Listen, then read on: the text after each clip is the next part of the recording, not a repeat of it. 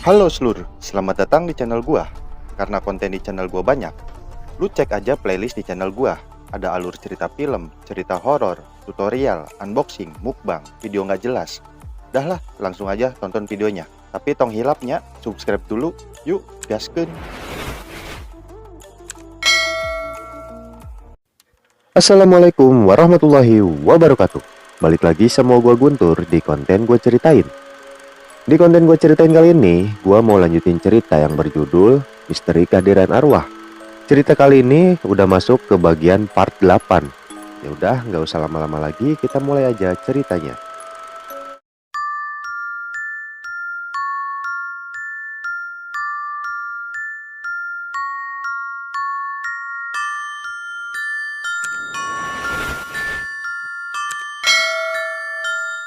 Bersama dengan itu, hembusan angin dingin terasa menerpa wajahnya. Yuli menggigil, merasakan hawa dingin yang begitu menusuk kulit. Yuli terus memperhatikan keadaan di sekitarnya. Sementara itu, di benaknya timbul segala pertanyaan yang membuatnya sedikit bingung. Apa benar yang ku dengar tadi? Masa iya ada orang usil yang mau mengetuk jendela kamarku? Kamar ini kan terletak di lantai atas. Tapi sepertinya tadi aku memang benar-benar mendengar suara ketukan. Jangan-jangan... Seketika itu Yuli merinding. Lalu dengan segera menutup jendela kamarnya rapat-rapat. Kini gadis itu sudah kembali bersandar di tempat tidur sambil membuka majalahnya kembali. Baru saja dia membaca sebentar, tiba-tiba suara ketukan kembali terdengar. Kali ini suara itu berasal dari balik pintu kamarnya. Yuli segera memusatkan pendengarannya ke arah pintu. Tiba-tiba suara itu kembali terdengar. Tapi kali ini terdengar agak pelan dari yang tadi. Karena pendengarannya terganggu, Yuli segera mematikan stereo setnya dan kembali memusatkan pendengarannya. Namun, suara itu tak terdengar lagi. Karena penasaran, akhirnya Yuli beranjak ke pintu dan membukanya dengan perlahan. Kemudian mengintip keluar dengan hati-hati sekali. Aneh, tidak ada siapa-siapa, katanya dalam hati. Akhirnya Yuli tidak memperdulikannya. Dia kembali menutup pintu dan melangkah ke tempat tidur. Kemudian menyalakan stereo setnya.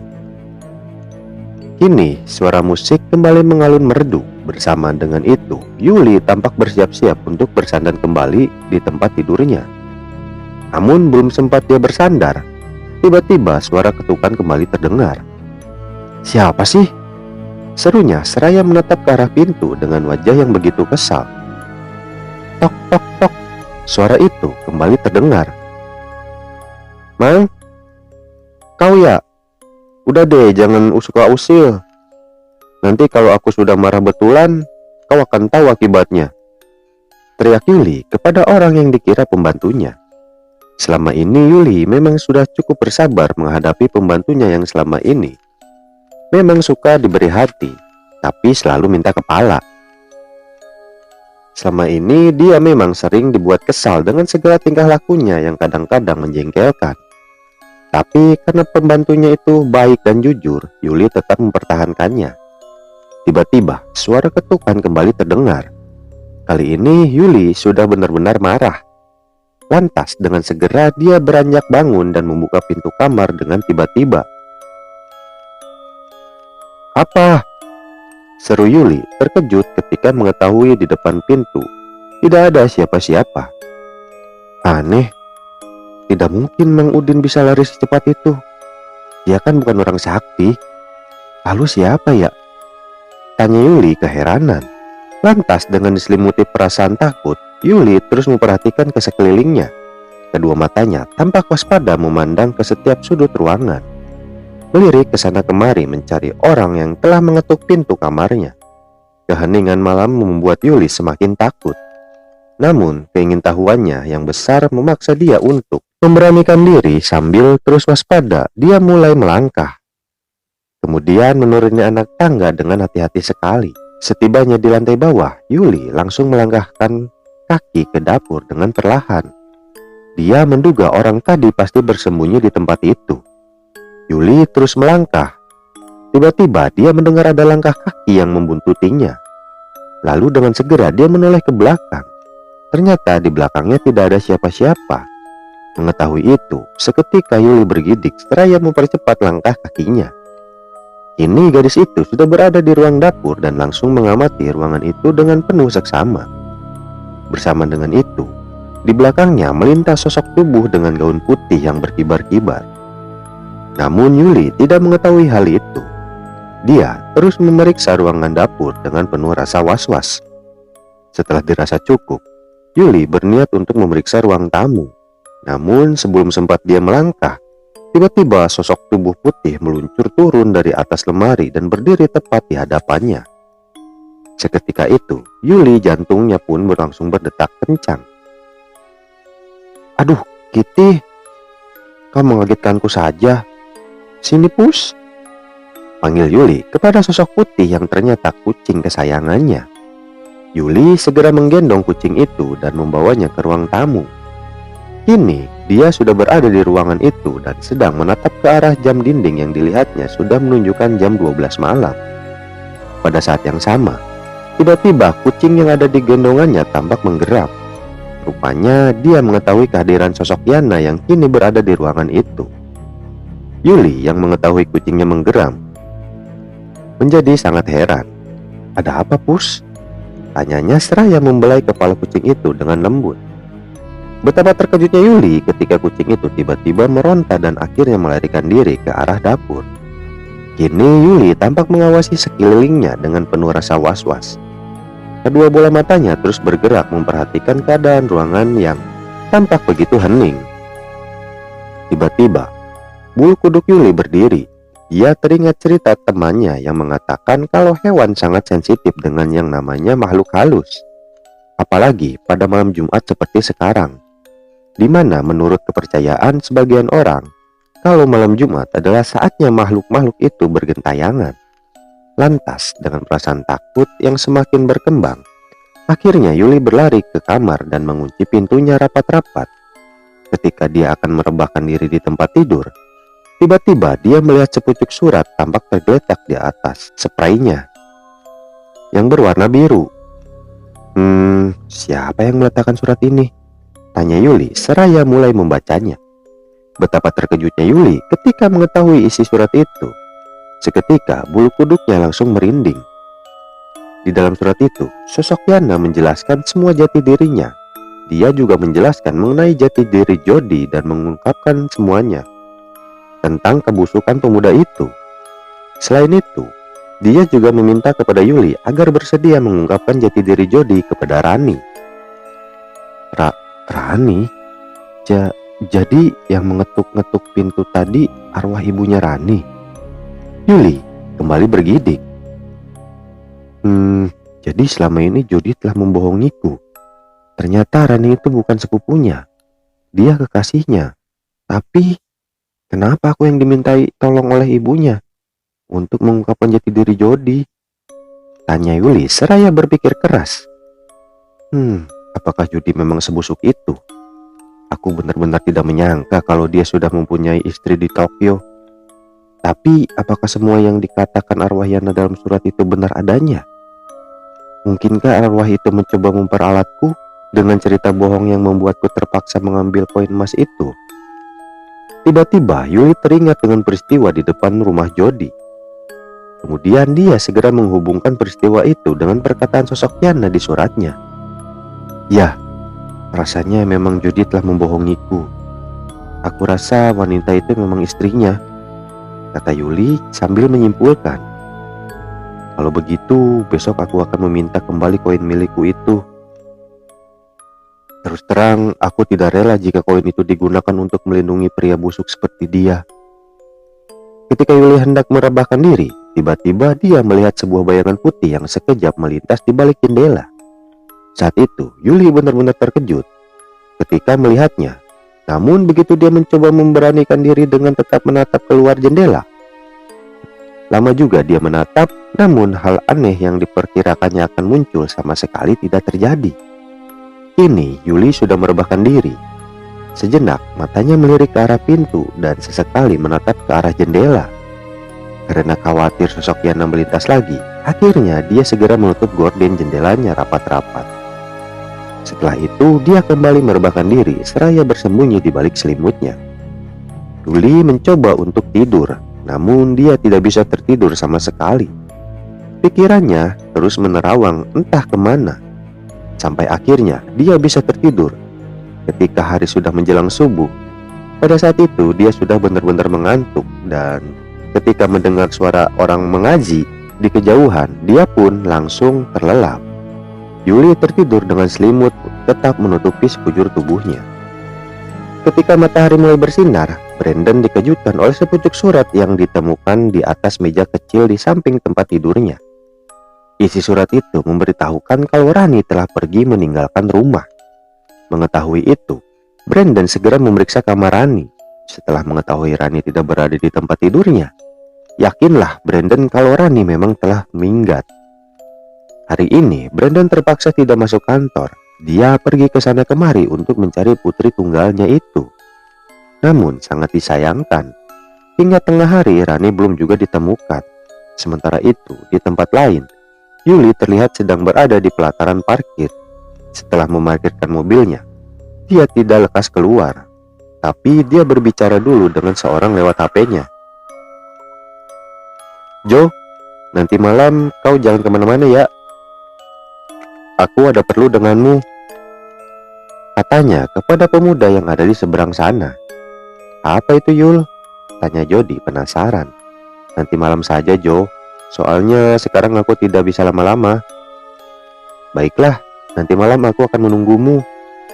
"Ya sudah, bye," ucap Yuli mengakhiri pembicaraan seraya menyimpan HP-nya. Setelah itu dia bergegas keluar dan langsung menuju ke salon kecantikan. Kebetulan hari ini dia memang mau kerimbat di tempat itu. Sementara itu di dalam salon suasana tampak sedikit ramai. Beberapa orang tampak sedang duduk menunggu giliran. Di salah satu kursi hias tampak seorang wanita asing yang sedang ditata rambutnya. Wanita itu adalah Mayemi. Dia sedang berhias karena akan pulang ke Tokyo. Usai berhias, wanita itu duduk di kursi tunggu sambil mengeluarkan kartu kredit. Pada saat yang sama, Yuli tiba di tempat itu. Dia duduk di sebelah Mayemi seraya membuka majalah yang dibawanya. Betapa terkejutnya Mayemi ketika mengetahui siapa yang duduk di sebelahnya. Bukankah kau wanita simpanan Jody?" tegurnya dengan kening yang berkerut. Yuli terkejut mendengar teguran itu. Kemudian dia menoleh ke arah Mayemi dengan alis yang sedikit merapat. "Oh, kau rupanya. Dengar ya. Aku ini bukan wanita simpanan Jody. Aku sendiri baru mengetahui kebusukannya. Dia itu memang lelaki yang perlu diberi pelajaran," jelas Yuli kepada Mayemi seraya meletakkan majalah yang sedang dipegangnya. "Oh, rupanya kau juga baru dicampakkan olehnya," kata Mayemi lagi. "Tidak, bukan demikian. Aku adalah teman sekelas Jody ketika di SMU dulu. Kebetulan selama ini kami memang berteman baik. Terus terang, semula aku memang tidak tahu kalau dia sudah mempunyai istri. Yang aku tahu, dia masih sendiri dan belum mempunyai pacar. Tapi sekarang aku sudah tahu siapa dia sebenarnya. Dia pria beristri yang juga mempunyai pacar bernama Rani Dewina. Aku pun baru mengetahui semua itu dari surat yang diberikan oleh ibunya Rani. Rupanya selama ini dia telah membohongiku dengan mengatakan bahwa Rani itu sepupunya. Walaupun selama ini dia begitu baik dan perhatian padaku, namun bila dia sebusuk itu, aku tidak sudi berteman dengannya," jelas Yuli panjang lebar. "Oh, benarkah?" kata Mayemi seakan tidak percaya. Lantas dengan wajah yang tampak menyesal, wanita itu kembali berkata, "Kalau begitu, maafkan aku ya. Terus terang, aku merasa bersalah karena telah menuduhmu yang tidak-tidak." "Sudahlah, aku bisa memakluminya kok. Aku mengerti, aku ngerti akan perasaanmu yang diperlakukan oleh Jody secara tidak layak. Terima kasih atas perhatianmu. Oh iya, kenalkan namaku Mayemi." Namaku Yuli. Senang berkenalan denganmu." "Aku juga, Yul. Oh iya, ngomong-ngomong, siapa tadi yang kau bilang sebagai pacar Jody?" "Rani maksudmu?" Ya dia, kasihan gadis itu. Dia pasti tidak menyadari kalau dirinya sedang dipermainkan oleh suamiku. Kau benar, Mayemi. Dan karenanya lah ibunya memintaku untuk mengungkapkan jati diri Jody yang sebenarnya.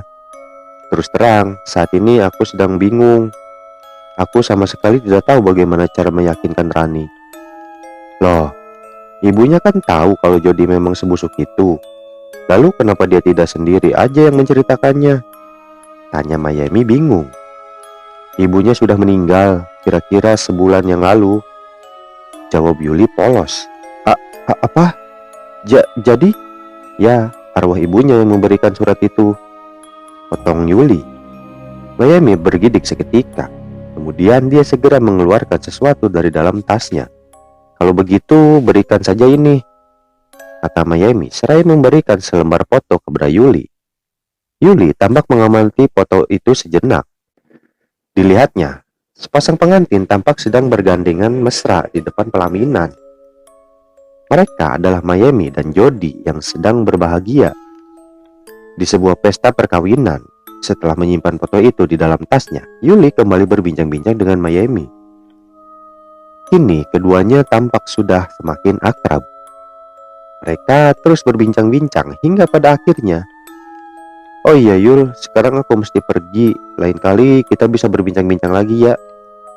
Pamit Mayemi seraya sun pipi kiri dan kanan. "Sampai jumpa lagi ya Yul," ucapnya kemudian. Yuli memandangi kepergian Mayemi. Dia merasa kasihan melihat wanita yang sedang hamil muda itu. Baginya Jody itu benar-benar biadab. Teganya dia menyuruh istrinya untuk menggugurkan anak kandungannya sendiri. Namun ketika Mayemi mengatakan akan bercerai dengan suaminya, dia tampak merasa lega. Sebagai seorang wanita, dia pun akan melakukan hal serupa jika mempunyai suami seperti Jody. Tak lama kemudian, tibalah giliran Yuli untuk menikmati jasa pelayanan salon. Malam harinya, hujan turun rintik-rintik. Hembusan angin dingin terasa begitu menusuk kulit. Pada saat yang sama, sebuah sedan mewah tampak berhenti di depan gerbang sebuah rumah megah.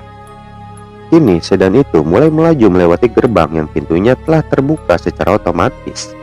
Bersama dengan itu, seorang satpam tampak berlari mengikutinya. Dia terus berlari sambil menggenggam payung di tangannya. Kini, satpam itu sedang berdiri di samping mobil sambil menunggu seseorang yang akan dipinjamkannya payung. Selang beberapa saat, seorang gadis tampak keluar dari mobil dan langsung mengambil alih payung yang sedang dipegang oleh Pak Satpam tadi. Gadis itu ternyata Yuli. Kini dia sedang melangkahkan kaki ke pintu utama yang terletak agak jauh dari tempatnya memarkirkan mobil. Kini Yuli sudah berada di ruang tengah dan sedang berbincang-bincang dengan Jody. Setelah berbasa-basi sebentar, akhirnya Yuli mulai mengatakan maksud kedatangannya. "Jo, boleh aku meminta kembali koinku?" Pintanya berharap. "Kenapa? Bukankah aku memerlukannya untuk melindungi diri dari arwah sialan itu?" Tanya Jody tidak senang. "Sebenarnya aku memerlukan koin itu, Jo. Kakekku berpesan agar aku selalu membawanya kemanapun aku pergi," kata Yuli memberikan alasan. "Tidak, pokoknya koin ini harus tetap di tanganku, titik." Mendengar itu, Yuli langsung mengerutkan keningnya. Lalu kedua matanya tampak menatap Jody dengan tajam. Sekarang aku baru merasakan sendiri kebusukanmu. Sekarang aku benar-benar yakin siapa kau sesungguhnya. Kau memang bukan manusia. Kau hanyalah seekor binatang yang tak bermoral. Rupanya waktu itu kau telah membohongiku agar aku bersimpati dan mau menyerahkan koin emas itu padamu. Hahaha, kau memang wanita bodoh. Selama ini kau mengira aku ini pria baik-baik kan? Sebenarnya perhatianku selama ini hanya untuk membuatmu simpati, dan aku melakukan semua itu semata-mata ingin mendapatkan dirimu. Selama ini aku memang sangat menyukaimu dan aku ingin sekali menikmati tubuh indahmu itu, kata Jody sambil tersenyum dengan mata penuh birahi. Kurang ajar kau, Jo. Beraninya kau berkata begitu, ujar Yuli seraya berdiri dari duduknya. Kedua matanya tampak melotot tajam. Tenang manis, jangan galak begitu dong, pinta Jody seraya ikut berdiri. Ayolah, bukankah lebih baik kita nikmati malam ini bersama-sama? Ajaknya kemudian seraya menarik lengan Yuli dan mendekap dengan erat. Kemudian dia berusaha untuk menciumnya. Mendapat perlakuan itu, Yuli segera meronta dan menampar pipi pemuda itu dengan begitu keras. Kemudian berdiri menjauh dan menatapnya dengan sangat marah. Sementara itu, Jody tampak mengusap-ngusap pipinya yang terasa panas, sedangkan kedua matanya tampak membalas tatapan Yuli dengan mata yang berapi-api. "Dasar perempuan sialan," maki Jody seraya menghampiri gadis itu dan menamparnya dengan keras sekali. Tak ayal, Yuli langsung terpelanting dan jatuh ke lantai. Dari celah bibirnya tampak mengalir darah segar yang membasahi sebelah pipinya. Yuli tampak meringis kesakitan. Tubuhnya terasa begitu lemas dan tak berdaya. Lihat itu, Jody segera membopongnya ke kamar atas dan langsung menjatuhkannya di atas tempat tidur. Kini pemuda itu sedang berdiri sambil menatap tubuh Yuli dengan begitu bernafsu. Tak lama kemudian, dia sudah berlutut di atas tubuh sintal itu. Kedua tangannya tampak memegang kedua tangan Yuli dengan begitu erat. Menyadari apa yang akan dilakukan Jody, Yuli segera meronta sekuat tenaga. Namun perbuatannya sia-sia belaka. Baginya pegangan Jody terasa begitu kuat. Sebagai wanita yang lemah, hal itu justru akan menghabiskan energinya saja. Akhirnya Yuli menyadari itu. Kini dia sudah tidak meronta lagi. Dia menunggu kesempatan untuk menggunakan sisa tenaganya. Sementara itu Jody mulai menciumi leher Yuli, dan Yuli cuma bisa pasrah menerima perlakuan itu. Namun dalam hati dia terus mengumpat atas kebiadaban pemuda itu. Karena Yuli sudah tak beronta lagi, akhirnya Jody melepaskan pegangan tangannya. Namun kakinya masih tetap menghapit tubuh Yuli dengan erat. Kini dia tampak mengeluarkan koin emas milik Yuli dari dalam dompetnya. "Sayang, bukankah kau begitu menginginkan koin ini?" katanya seraya menunjukkan koin itu kepada Yuli. "Aku janji setelah kita menikmati surga dunia ini, dan setelah aku melenyapkan arwah keparat itu, aku pasti akan mengembalikan koin ini padamu." "Tidak, aku tidak akan rela menyerahkan kegadisanku padamu," teriak Yuli seraya meludahi wajah pemuda itu. Mendapat perlakuan itu, Jody langsung menamparnya dengan keras sekali. Kemudian menjambak rambutnya yang panjang sebahu. "Jangan sekali-kali kau meludahiku, Yul. Terus terang aku bisa membunuhmu," ucap Jody seraya memandangnya dengan begitu murka. Saat itu Yuli cuma merintih kesakitan. Isak tangisnya pun terdengar cukup memilukan. Yuli cuma bisa menangis dan menangis. Sungguh dia tidak bisa berbuat apa-apa ketika Jody mulai membuka kancing bajunya satu persatu. Jody terus membuka kancing baju Yuli dengan tangan kirinya, sedangkan tangan kanannya tampak memainkan koin emas di seputaran wajah Yuli. Ketika Jody hendak melepas kancing baju Yuli yang terakhir, tiba-tiba sebuah vas bunga melayang dan menghantam kepala Jody dengan kerasnya. Tak ayal, tubuh Jody langsung tersungkur di sisi Yuli. Bersama dengan itu, koin emas yang ada di genggamannya terlepas seketika. Menyadari kesempatan itu, Yuli segera bangun dan mengambil koin emas miliknya. Kemudian segera berlari meninggalkan tempat tersebut. Sementara itu, Jody yang baru saja bangkit langsung mengejarnya dan melihat gadis itu sedang berlari ke arah tangga yang menuju ke lantai bawah. Sungguh sangat disayangkan, Yuli masih dalam keadaan lemah, tiba-tiba saja terjatuh. Ketika dia baru saja berdiri, tiba-tiba Jody sudah memegang lengannya. "Kau mau kemana sayang? Bukankah urusan kita belum selesai?" kata pemuda itu seraya berusaha keras mengambil koin emas dari tangan Yuli. Saat itu Yuli tampak mempertahankannya dengan sekuat tenaga. Dia tampak menyembunyikannya di balik punggung. Jody yang sudah kian gelap mata segera mencekik leher Yuli dengan sekuat tenaga. Sepertinya dia sudah tidak ragu-ragu lagi untuk membunuh Yuli. Yuli yang dicekik begitu rupa merasakan napasnya kian bertambah sesak.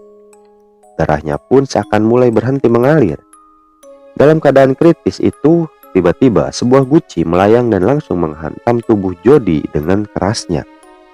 Tak ayal, tubuh pemuda itu langsung tersungkur bersamaan dengan suara pecahan guci yang hancur berkeping-keping. Pada saat yang sama, Yuli tampak terbatuk-batuk. Kemudian dengan segera dia berlari meninggalkan pemuda itu. Yuli masih terus berlari. Dia berlari seraya menuruni anak tangga dengan tergesa-gesa. Pada saat yang sama, Jody sudah berdiri kembali. Wajahnya yang tampan tampak masih meringis kesakitan. Namun ketika dia hendak mengejar buruannya, tiba-tiba sosok Yana muncul di hadapannya. "Jody!" serunya dengan suara yang begitu parau. Saat itu Jody sangat ketakutan melihat wajah Yana tampak begitu mengerikan. Wajah yang berlumuran darah tampak begitu pucat. Kedua bola matanya tampak mencuat keluar. Sementara itu giginya yang runcing tampak menyeringai buas. Jody yang masih tampak ketakutan segera mundur menjauh. Bersama dengan itu, tiba-tiba saja benda-benda keramik yang ada di ruangan itu tampak melayang-layang. Kemudian jatuh di sekitar pemuda itu dengan suara pecahan yang terdengar hingga keluar rumah. Jody yang mengalami peristiwa itu tampak gemetar hebat. Wajahnya yang tampan begitu pucat. "Tolong jangan kau ganggu aku, Yana.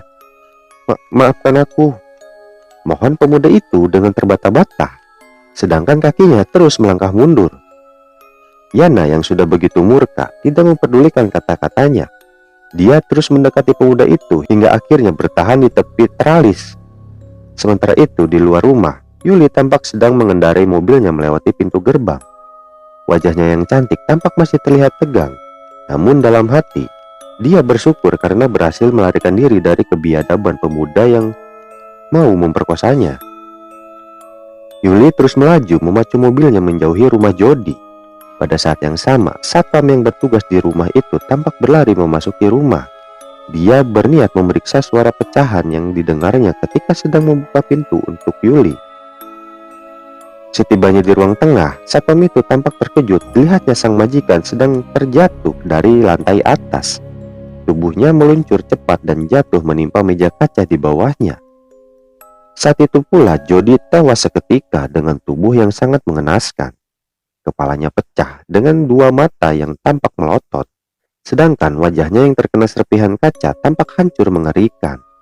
Dari mulut, hidung, dan telinganya tampak keluar darah yang terus mengalir. Sementara itu di tempat lain Brandon tampak sedang duduk termenung di ruang tamu. Dia tampak begitu sedih karena putri tunggalnya belum juga ditemukan.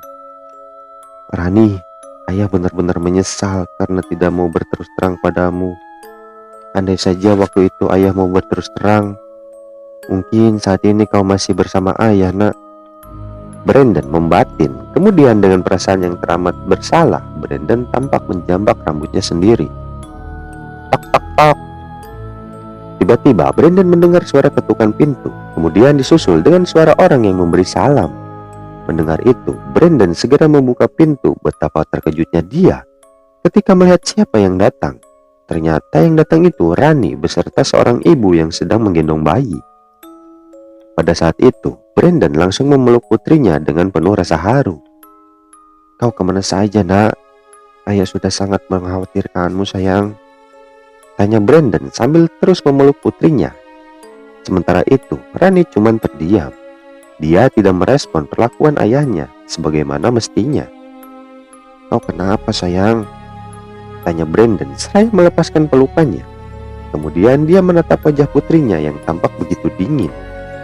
Rani tidak menjawab. Dia masih diam membisu. Melihat itu, Brandon kembali bicara. "Oh, sekarang ayah mengerti. Kau pasti sudah salah paham tentang ayah. Dan semua itu karena ayah tidak mau berterus terang padamu," kata Brandon seraya membelai rambut putrinya. "Rani, maafkan ayah ya, nak. Ayah memang sudah bersalah karena tidak mau berterus terang.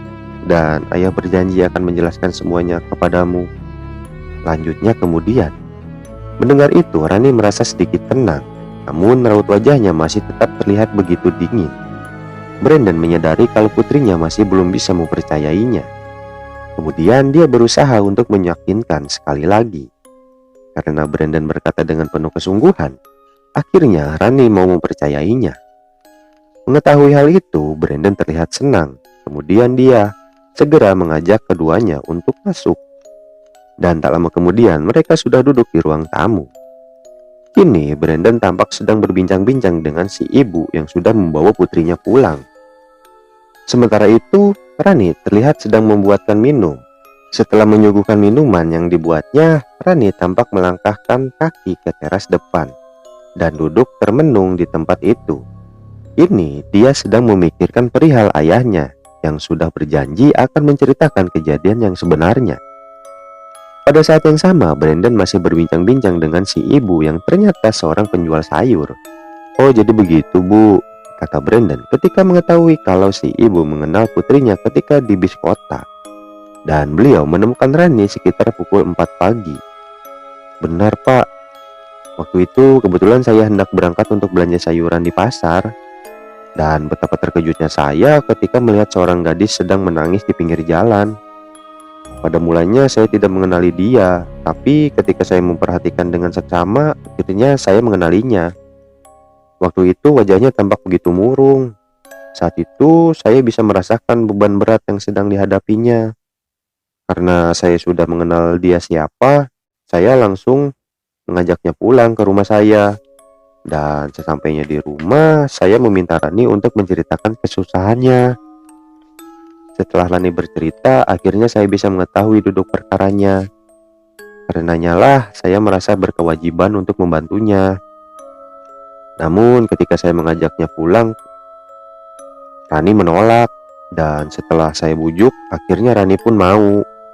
Namun dengan syarat saya mau berbicara dengan Bapak agar mau menceritakan perihal semua kejadian aneh yang telah Rani ceritakan itu. Karena tadi saya dengar Bapak sudah mau menceritakannya, saya rasa saya tidak perlu lagi untuk memintanya.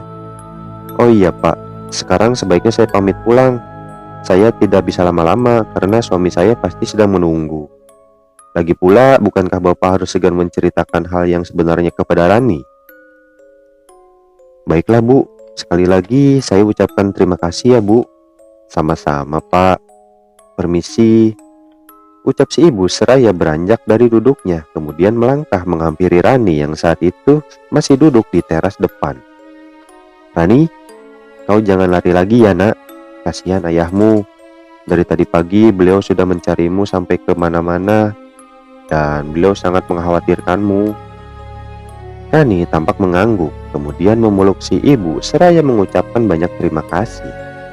Beberapa saat kemudian, si ibu tampak sudah meninggalkan tempat itu.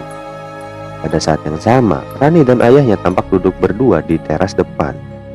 Sesuai dengan janjinya, Brandon segera menceritakan peristiwa yang selama ini dipendamnya. "Rani," ucapnya dengan lembut.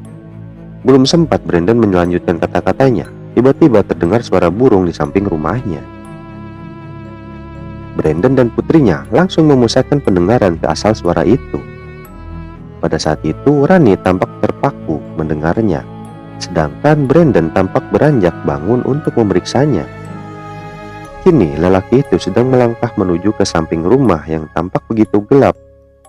Betapa terkejutnya dia melihat sosok Yana tampak sedang berdiri di tempat itu. "Yana!" seru Brandon menyapa mendiang istrinya. Mendengar ayahnya menyebut nama sang ibu, Rani seketika terkejut. Kemudian dengan segera dia berlari menghampiri Brandon dan melihat apa yang dilihat ayahnya. Saat itu sosok Yana sudah tak terlihat lagi. Saat itu juga Rani tampak heran sambil mengamati ke sekelilingnya. "Ada apa ya? Kenapa barusan ayah menyebut nama ibu?" tanya Rani bingung. Brandon memandang Rani dengan sorot mata yang penuh kebimbangan. Namun karena dia sudah berjanji untuk tidak menutup-nutupinya, maka dia pun segera berterus terang. "Nak, tadi ayah sedang menyapa ibumu," jawabnya pelan. Rani tampak terkejut. Dia sama sekali tidak menyangka akan hal itu. Kini dia menatap mata ayahnya dengan dahi agak berkerut. Jadi ibu..." "Iya nak, ibumu yang telah membuat kejanggalan-kejanggalan selama ini. Dia memang sudah sering datang untuk menjenguk kita," jelas Brandon memotong perkataan putrinya. Saat itu Rani bukannya senang akan kejujuran Brandon, tapi justru membuatnya begitu kecewa. Tidak mungkin ayah, tidak mungkin," ucap Rani seraya memandang ayahnya dengan sorot mata yang begitu tajam. Dengar ayah, ibu telah pergi meninggalkan kita dan beliau sudah tenang di alam sana. Beliau tidak mungkin bangkit dari kuburnya dan menjadi hantu gentayangan. Kenapa ayah memfitnah ibu demi untuk menutup-nutupi perbuatan ayah? Lanjutnya, tidak mau mempercayai kenyataan itu. Brandon kebingungan. Dia tidak tahu bagaimana cara membuktikan hal itu dengan membuat putrinya percaya. Kini, dia melangkah dan mendekap tubuh Rani dengan penuh kasih sayang. Ayah mengerti kata-katamu, nak, tapi percayalah, selama ini arwah ibumu memang selalu datang ke rumah kita. Jelas Brandon seraya membelai-belai rambut putrinya. Tiba-tiba Rani melepaskan diri dari dekapan sang ayah dan langsung mundur selangkah. Ayah bohong. Ayah tidak mengatakan hal yang sebenarnya, ucap Rani lirih. Percayalah sayang, karenanya lah selama ini ayah selalu menutup-nutupinya. Dari semula ayah sudah bisa menduga kalau kau tidak akan bisa mempercayainya. Terbukti saat ini kau tidak mau menerima kenyataan yang sebenarnya. Dan semua itu karena ayah tidak mempunyai bukti yang bisa membuatmu yakin. Apa benar semua yang ayah ucapkan itu? Tanya Rani ragu. Brandon mengangguk, kemudian melangkah menghampiri putrinya. Rani, surat yang kau tanyakan tempo hari adalah surat dari ibumu, ucapnya kemudian. Jadi surat itu dari ibu? Tanya Rani seakan tidak percaya. Iya sayang, jawab Brandon singkat. Tapi kenapa ibu melakukan semua itu? Tanya Rani masih belum mengerti. Kalau begitu, mari kita duduk kembali. Ayah akan menjelaskan semuanya padamu, pinta Brandon lembut. Akhirnya mereka kembali duduk di kursi teras. Tak lama kemudian, Brandon mulai menceritakan perihal kehadiran sosok Yana selama ini. Baru saja dia selesai bercerita, tiba-tiba angin kencang datang menderu-deru. Bersama dengan itu, sosok tubuh dengan gaun putih yang berkibar-kibar tampak melayang turun di muka rumah. Kini sosok itu tampak tersenyum kepada mereka berdua. Melihat itu, Rani segera bangkit dan menatapnya dengan mata yang tak berkedip.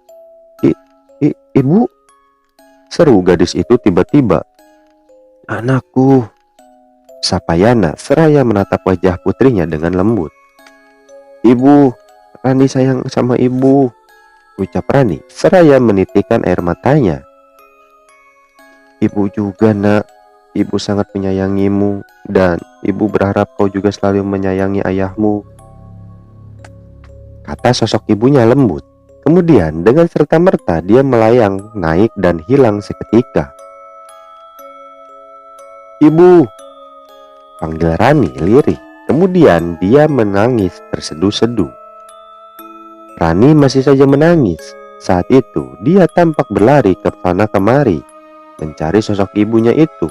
Matanya yang basah terus memandang ke segala arah, sedangkan mulutnya tidak berhenti memanggil. Selama ini Rani sudah sangat merindukan ibunya dan dia merasa begitu kehilangan ketika sosok ibunya pergi dengan begitu tiba-tiba. Brandon yang melihat putrinya seperti itu berusaha untuk menenangkannya, kemudian memeluknya dengan segenap perasaan sayang.